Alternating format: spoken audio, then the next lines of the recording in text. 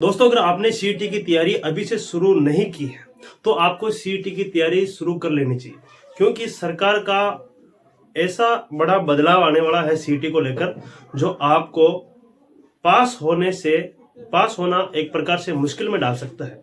क्योंकि सरकार बड़े बड़े बदलाव ला रही है और सीईटी को मजबूत कर रही है। सरकार चाहती है कि आप सीईटी में ही निकल जाओ, और कुछ सीटें ही उनको सरकार एग्जाम करवानी चाहती है। जैसे कि कोई भी मतलब पटवारी हो चाहे वीडियो एग्जाम हो, तो सरकार उसको संभाग स्तर पर कराने के लिए आपको मतलब इसमें निकालना चाहती है सीईटी में, है ना। तो अपन फुल डिटेल के साथ में आज सीईटी की बात करेंगे। आप आखिरी तक बने रहना इस वीडियो में, और मैं आपको पूरी प्लानिंग बताता हूँ, ठीक है दोस्तों। अब देखते हैं नई सीईटी 2026। दोस्तों, नई सीईटी आ रही है 2026 में। इसकी एग्जाम डेट की बात भी करेंगे अपन, और ये इसकी वैलिडिटी की बात भी करेंगे, और इसमें कौन कौन फॉर्म भर सकते हैं, है ना। फॉर्म कौन कौन भर सकते हैं इसके बारे में बात करेंगे, ठीक है। देखते हैं कौन भर सकते हैं फॉर्म, कौन भर सकते हैं इसमें फॉर्म। दोस्तों, फॉर्म भरने की अगर मैं बात कहूं तो अगर जैसे आपने मतलब बीए कर ली है, या फिर आप सेकेंड ईयर में हो, है ना, या तो आप सेकेंड ईयर में हो या फिर आपने बीए कर ली है फाइनल। जैसे आपने बीए फाइनल कर ली है, तो फाइनल कर ली है तो आप इसमें एलिजिबल हो और आप इसका फॉर्म भर सकते हो, ठीक है। दूसरी बात है 12th पास की। तो 12th पास में मतलब कि आप 12th पास कर ली है आपने, तो आप इसमें फॉर्म भर सकते हो। या फिर आप मतलब अभी 12th में हो तो इसमें फॉर्म भर सकते हो, ठीक है। रनिंग की बात भी है। और दूसरी बात है एग्जाम डेट, पैटर्न और सिलेबस की बात भी करेंगे अपन, है ना। इसकी भी अपन बात करेंगे अभी, ठीक है। बात करता हूं, क्या इस बार बड़े बदलाव होंगे? बिल्कुल होंगे बड़े बदलाव। क्या क्या बदलाव होंगे आप लास्ट तक देखना, ठीक है। सबसे पहले अपन बात करते हैं दोस्तों राजस्थान जीके की। तो राजस्थान, इसमें मतलब सिलेबस की बात करता हूं मैं, है ना। तो कहां से कितने सवाल आ सकते हैं और कितने आएंगे, तो अपन बात करते हैं राजस्थान जीके की। राजस्थान जीके में लगभग 35 सवाल आपको देखने के लिए मिल सकते हैं ना। 30 से 35 सवाल यहाँ से आ सकते हैं। और जितना राजस्थान जीके में सवाल होंगे उतना आपको फायदा होगा, क्योंकि आप अभी से राजस्थान जीके को पढ़ने लग गए होंगे या पढ़ रहे होंगे, तो आपको राजस्थान जीके आपका जितना पूछा जाएगा वो आपके लिए फायदे की चीज है, ठीक है। बात करता हूं इंडिया जीके की। तो इंडिया जीके का लगभग 30 सवाल इंडिया जीके के आएंगे, 25-30 सवाल। और हिंदी और इंग्लिश की बात करता हूं तो इसमें 20 सवाल आपको देखने को मिल सकते हैं, 20-22 सवाल देखने को मिल सकते हैं, ठीक है। बात करता हूं मैथ और रीजनिंग की। तो मैथ और रीजनिंग के भी 20 सवाल आपको देखने को मिल सकते हैं। और बात करता हूं कंप्यूटर साइंस और करंट की, तो इसके 45 सवाल आपको देखने को मिल सकते हैं, ठीक है। तो ये है आपका एक प्रकार से सिलेबस क्या हो सकता है, ठीक है। और बात करता हूं मैं दोस्तों पूर्णांक की, पैटर्न की। अगर मैं एग्जाम पैटर्न की बात करूं तो ये एग्जाम पैटर्न भी है एक प्रकार से। और आपको इसमें मतलब आपको पता है दोस्तों, सरकार आरएमएसएसबी बोर्ड जो है ये करवाता है इस एग्जाम को।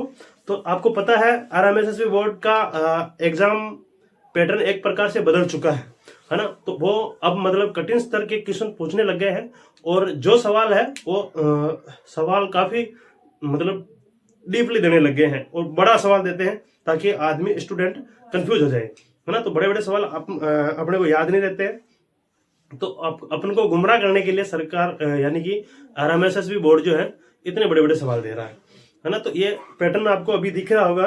तो इस पैटर्न के हिसाब से लगभग सवाल आने वाले हैं, ठीक है। बात करता हूं बड़े बड़े बदलाव की। तो बड़े बदलाव में अगर मैं बात करूं दोस्तों, सरकार चाहती है कि इसमें प्री और मेंस दो हो, है ना। इसमें 2 पेपर करवाना चाहती है। आपको पता होगा, आपने देखा होगा अखबार की कटिंग, है ना, जिसमें प्री और मेंस का एग्जाम के लिए इसमें दे रखा है। पहले प्री करवाएंगे, फिर इसका मेंस करवाएंगे। मेंस करवाने के बाद आप किसी एग्जाम के लायक होंगे, किसी भर्ती के लायक होंगे। तो इसको आप बिल्कुल भी सीरियस आपको मतलब ऐसा नहीं करना कि मतलब कि मैं तो सीरियस नहीं लूंगा, ऐसा नहीं करना आपको, है ना। आप इसको बिल्कुल सीरियस लेकर ही आपको तैयारी करनी है सीईटी को मजाक नहीं बनानी है ना। अच्छी तरीके से आप अगर सीईटी की तैयारी करेंगे तो आप कुछ ना कुछ बन जाएंगे, ठीक है। बात करता हूं दोस्तों पूर्णांक की। तो पूर्णांक इसका है 300 अंकों का इसका पूर्णांक होगा, ठीक है। और बात करता हूं दोस्तों पूर्णांक 300 अंक का, तो जरूरी अंक क्या चाहिए। जरूरी अंक की बात करूं मैं दोस्तों, 60% का आपको सरकार पहले ही बता चुकी है, यानी कि 60% का इसमें पास का अंक रखा जाएगा भी, आपके 60% अंक होने चाहिए, है ना। तो आपको इस प्रकार से तैयारी करनी है कि आपके 60 अंक आ जाए। अगर आप 60 अंक अगर आपके नहीं आए तो फिर आपका एग्जाम और आपकी तैयारी बेकार हो जाएगी। अगर आपको वास्तव में नौकरी लगना है तो 60% से अधिक आपके अंक आने चाहिए, है ना। तो यानी कि लगभग 170-180 के आसपास आपके नंबर होने चाहिए लगभग। तो आपको तैयारी में अभी से लग जाओ दोस्तों, है ना। 200 के आसपास का आप टारगेट बनाओ, 200 नंबर है, 200 नंबर के आसपास आपका टारगेट बनाओ, ठीक है। बात करता हूं दोस्तों सीईटी भर्तियां। अगर आप सीईटी पास होंगे तो आपकी कौन कौन सी भर्तियां देखने को मिलेगी, मुख्य रूप से मैं बता रहा हूँ, है ना। एक तो पटवार की भर्ती है, वीडियो की है, एलडीसी की है और राजस्थान पुलिस की है। तो इन भर्तियों को अगर आप ये पास करोगे तो आपको ये भर्तियां देखने को मिलेगी। अगर आप ये पास नहीं कर पाओगे तो आपको ये भर्ती देखने को नहीं मिलेगी, फिर आप रोते रहोगे तो भी कुछ मतलब नहीं है। जैसे अभी आपको पता है दोस्तों, अभी एलडीसी की भर्ती है 10,644 पद पर। तो काफी दिनों से सरकार सीईटी नहीं करवा रही, तो कुछ स्टूडेंट मतलब इसमें फॉर्म भरे भी नहीं रहेंगे, क्योंकि 2024 वाली इसमें मान्यता दे रहे हैं।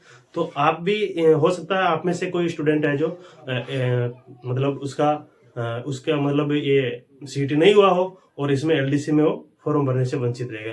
तो इसलिए आपको एलडीसी हो, चाहे वीडियो हो, चाहे पटवार हो, चाहे राजस्थान पुलिस हो, उसके लिए आपको सीईटी तो पास करना ही पड़ेगा और उसके लिए आपको 60 अंक तो होने ही चाहिए, ठीक है। आपको 200 का टारगेट बना के चलना है, ठीक है।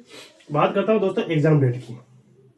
तो एग्जाम डेट है दोस्तों जून या जुलाई के आसपास एग्जाम डेट आ सकती है इसकी, क्योंकि अभी फरवरी का महीना चल रहा है, मार्च और अप्रैल में मार्च के एंड में या फिर अप्रैल में पंचायत राज के चुनाव है। तो थोड़ा मुश्किल हो जाएगा, क्योंकि अभी मार्च में मतलब आपको पता फरवरी मार्च के अंदर तो बोर्ड के एग्जाम है, उसके बाद पंचायत राज के चुनाव आ जाएंगे। तो इसमें थोड़ा विलंब हो रहा है, इसलिए मतलब पहले सरकार ने डेट भी दी थी बोर्ड ने इसकी 22 फरवरी, लेकिन उसको निरस्त करके डेट को आगे बढ़ा दिया गया। यानी कि अभी डेट फिक्स नहीं है और महीना भी फिक्स नहीं है, लेकिन अब आपको है ना इस हिसाब से तैयारी करनी है कि जून या जुलाई में पेपर है। लगभग आपके पास 4 से 5 महीने हैं, आपको आराम से आप इसको क्लियर कर सकते हो, सीईटी पास हो सकते हो। तो आपको अभी से लग जाना चाहिए मेरे ख्याल से, क्योंकि दोस्तों समय धीरे धीरे बढ़ रहा है और समय एग्जाम मतलब पास में आ रहा है एक प्रकार से। क्योंकि अगर आप अगर सोचोगे कि यार मैं पास कर लूंगा कोई दिक्कत नहीं, तो मतलब इस प्रकार से आपके दिमाग का अगर वहम है या आपके अंदर अगर ये वहम आ रहा है तो इस वहम को निकाल दीजिए, क्योंकि अब वो दौर गया है। पेपर का पैटर्न आपने देख लिया होगा, 3rd ग्रेड का और जमादार का, तो पेपर पैटर्न बिल्कुल बदल चुका है। पेपर सॉल्व होना थोड़ा मुश्किल हो गया है, इसलिए आपको अभी से स्टडी करनी चाहिए। क्योंकि अगर आप पढ़ाई नहीं करोगे, अगर आप पास नहीं होगे, तो फिर इन भर्तियों के बारे में आप सोच भी नहीं सकते, ठीक है। अब बात करता हूँ वैलिडिटी की। दोस्तों इस जो भर्ती की जो वैलिडिटी है, सॉरी इस जो सीईटी की जो वैलिडिटी है, इस सीईटी की वैलिडिटी है 3 साल, ठीक है। सरकार ने इस सीईटी की जो वैलिडिटी है इसको 3 साल कर दी है। अब ये 3 साल तक इसकी वैलिडिटी रहेगी, इसलिए 3 साल में जितनी भी होने वाली भर्तियां हैं वो आपको इसमें देखने को मिलेगी और इसी के हिसाब से 3 साल में भर्तियां होगी। तो ठीक है दोस्तों, अगर यहाँ तक आपने वीडियो देख लिया है तो वीडियो को ज़्यादा से ज़्यादा शेयर कीजिए और लाइक कीजिए, और चैनल पर अगर आप हमारे नए हैं तो चैनल को सब्सक्राइब जरूर कीजिए, क्योंकि यहाँ पर हर एक एग्जाम की और किसी भी एग्जाम की आपको इंफॉर्मेशन मिलेगी और सबसे पहले मिलेगी, ठीक है। धन्यवाद।